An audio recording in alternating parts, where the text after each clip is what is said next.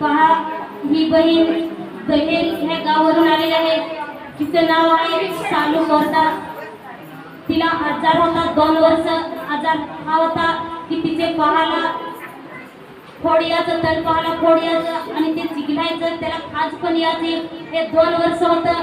ती सांगत आहे का कमरेपासून पाय भरपूर दुखायचं. हे त्रासामुळं तिला काहीच काम करता येत नव्हतं, बसता पण येत नव्हतं, उठता पण येत नव्हतं. तिला खुर्ची नाही तर दडी हे घेऊन बसावं लागत होतं. तिला अजिबात बाथरूम लघवी असं बसून आपण गुडघ्यावर बसून गुडघे वाकडे करून बसून आपण बाथरूम किंवा लघवी करून तसं तिला अजिबात जमत नव्हतं. 2 माणसं धरून आणि तिला लघवी करायची ती आणि बाथरूम पण तशीच ती करायची. तिला 2 माणसं लागायची. हा त्रास तिला होता. ते त्रासामुळे त्यांची घरची माणसं भरपूर फिरवायचे, डॉक्टर केले, भगत केले, भरपूर खर्च केला. ही बहीण सांगत आहे 20-30 हजार जास्त झालं असतील. पैसा टाकला पण अजिबात फरक पडला नाही. ती बहीण सांगत आहे तिकडं जव्हारच्या पुढा तिकडे 1 महिना सांगतो उपचार चालू होते, परंतु तिकडे पण अजिबात थोडा सुद्धा फरक येत नव्हता. नंतर ही बहीण सांगत आहे का मला सांगायला लागली काही अशी दुःखी असेल, दुःखी असेल, हिला हा आजार जन्मापासूनच असेल असं तिला टोमणी मारत होते. या त्रासामुळे ती एकदम संतापली होती. काय करावं हे तिला सुचत नव्हतं. तिचे घरचे माणसाला सुद्धा काहीच समजत नव्हतं. या त्रासामुळे ती कंटाळून गेली. परंतु एके दिवशी तिच्या गावाची एक बहीण इकडे प्रार्थनेला येत आहे. ती बहिणीला ही कशी बसी विचारण्यासाठी गेली. ती तिला चालता सुद्धा येत नव्हती, पण ती गेली. तिला दुःख न काही सहन होत नव्हतं आणि ती गेली. त्या बहिणीला विचारलं तू कुठे जात आहेस मला सांग, मी पण तुझ्या बरोबर येते. परंतु ती बहीण घाबरत होती.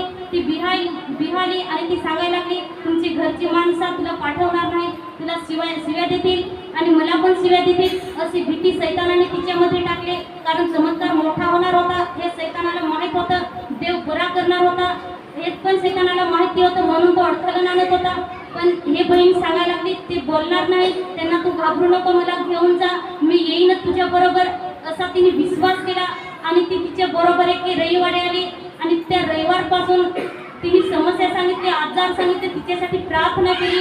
तिला वर्करांनी सांगितलं असं करशील तर असं होईल, तसं तिने मान्य केलं आणि तिने कृत्य केलं. 7 रविवार ती सतत आली.